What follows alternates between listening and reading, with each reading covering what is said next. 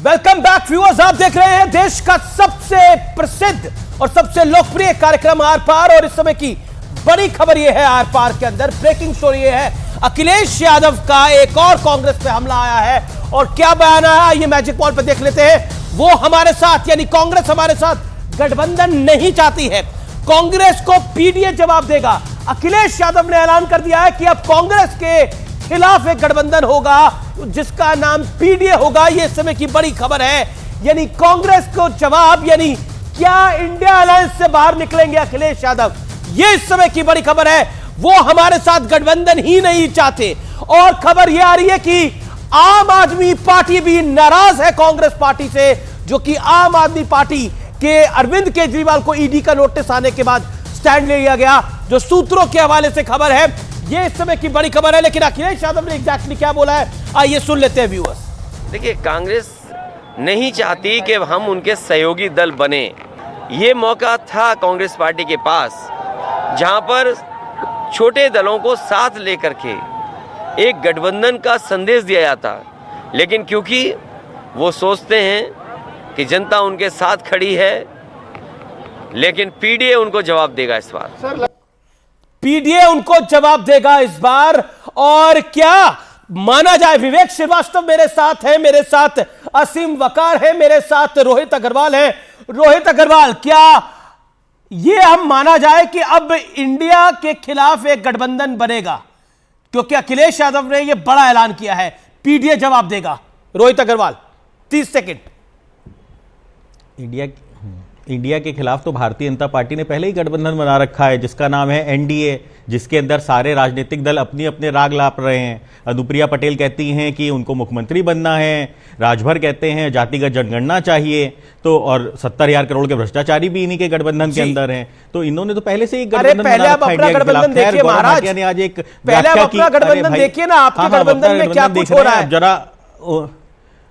अरे भाई, हमारे लिए विपक्ष भारतीय जनता पार्टी है, तो उनके गठबंधन की चिंता भी तो कर लें हम। हमारे गठबंधन की चिंता तो हम कर ही लेंगे, तो हमारा घर है, सही कर लेंगे। लेकिन मैं आपसे तो सवाल पूछ रहा हूं, अभी गौरव भाटिया ने कहा एमवाई नहीं, आपके सवाल का मैं जवाब दे रहा हूं, आपके सवाल का मैं जवाब दे रहा हूं, अगर आप समय देंगे तो। जी, एमवाई, अभी गौरव भाटिया ने अभी एमवाई की व्याख्या की कि भारतीय जनता पार्टी के लिए एमवाई जो है महिला और यूथ है। तो मुझे लगता है भारतीय जनता पार्टी लोगों के मैनिफेस्टो कॉपी करते करते अब टैगलाइन भी कॉपी कर रही है। खैर, कोई बात नहीं, हम मान लेते हैं आपके लिए महिला और यूथ है। अब जरा ये बताइए, महिला आरक्षण बिल जो आपने पास करवाया है वो लागू कब से होगा? क्योंकि 2026 तक तो आपकी ही नीति एक थी जिसके कारण परिसीमन नहीं हो सकता। अभी अखिलेश यादव की स्टेटमेंट पर आप किया, और यूथ रोजगार कब मिलेगा? 2 करोड़ रोजगार की जो बात रहे थे कि परसों तक पर आप पिछले हफ्ते की डिबेट में कह रहे थे, देखिए कोई ऐसी बात नहीं है, ये बीजेपी वालों की 2% की सोच है। यही बोला था ना आपने, यही बोला था ना, बीजेपी वालों की 2% की सोच है। बिल्कुल यही कहा था ना आपने। शब्द मेरे ये अब 2% की सोच किसकी है? नहीं थे, तात्पर्य यही था। 2 टूक है। ओके, गौरव भाटिया, गौरव भाटिया, बात समझिए। गौरव, समाजवादी पार्टी, जी समाजवादी पार्टी, बोलिए, पहली बार इस विषय में बोल रहे हैं आप, बोलिए। समाजवादी पार्टी, हाँ, मैं बोल देता हूं। समाजवादी पार्टी मध्य प्रदेश के अंदर अगर चुनाव लड़ रही है और कांग्रेस और भाजपा के खिलाफ लड़ रही है, भाजपा वहां पे कहीं पे है नहीं, तो भाई किसके खिलाफ हमला बोलेगी? कांग्रेस के खिलाफ बोलेगी, क्योंकि वहां पे भाजपा को तो जनता ने नकार दिया है। मामा के झूठे जुमलों पे अखिलेश जी कौन सी टीम हो गए? स्टॉप लगा दिया। Gaurav Bhatia, late Gaurav Bhatia reply. ना अनफेयर। अब आप you made you point. Gaurav Bhatia 40 second, sharp reply. परसों तक जो 2% की बात थी वो आज 2 टूक हो गई है, अखिलेश जी की जुबानी हो गई है, बताइए। देखिए, इनकी गलती नहीं है। मैं तो खुद ही सोच रहा था कि घमंडिया ने तो कहा था कि कुछ चैनल को बॉयकॉट करेंगे, और अगर आरएलडी घमंडिया का हिस्सा अभी भी है तो ये व्यक्ति चर्चा में बैठा कैसे है? इसका मतलब कि इनके जो लीडर हैं उन्होंने अरे भाई, ये घमंडिया कौन है पहले तो ये बताओ। घमंडिया कौन है? गौरव भाटिया, घमंडिया कौन है?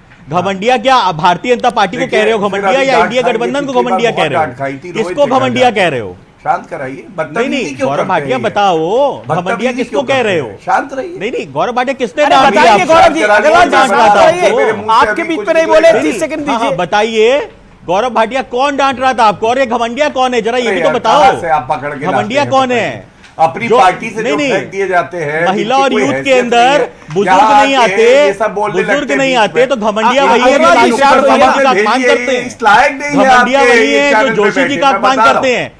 अरे ये 95 रुपए सब्सक्रिप्शन वाले, 95 रुपए सब्सक्रिप्शन से कमाने वाले एक्स के ऊपर मुझे बताएंगे कि कहां से आता हूं मैं। ये 95 रुपए सब्सक्रिप्शन से कमाने वाले ट्विटर के ऊपर ये मुझे बताएंगे। अरे इनका तो खुद का रोजगार खतरे में है, इसीलिए एक्स के ऊपर 95 रुपए का सब्सक्रिप्शन पॉलिसी खोली है इन्होंने। उसी के लिए कंटेंट बटोरने आते हैं डिबेट पे। ये कंटेंट पे डिबेट के कंटेंट पे 95 रुपए का कंटेंट बटोरने आते हैं, क्योंकि 95 रुपए का सब्सक्रिप्शन है भाई इनका। एक सेकंड, रोहित अग्रवाल शांत हो जाइए ना, वो आपके बीच में नहीं बोले। आपने 1 मिनट बोला, वो आपके बीच में नहीं बोले। अपनी जांच तो करवा लो। ठीक है, सारी जांच कराते हैं अभी। Gaurav Bhatia 40 seconds, make your point. देखिए, मैं क्रमवार तरीके से कुछ बातें कहूंगा। मैंने पहली बात बता दी कि ये घमंडिया का हिस्सा शायद नहीं रहे, तभी अब यहाँ पे बैठ के चर्चा कर रहे हैं, वरना इनको ये भी नहीं पता घमंडिया ने तय क्या किया था।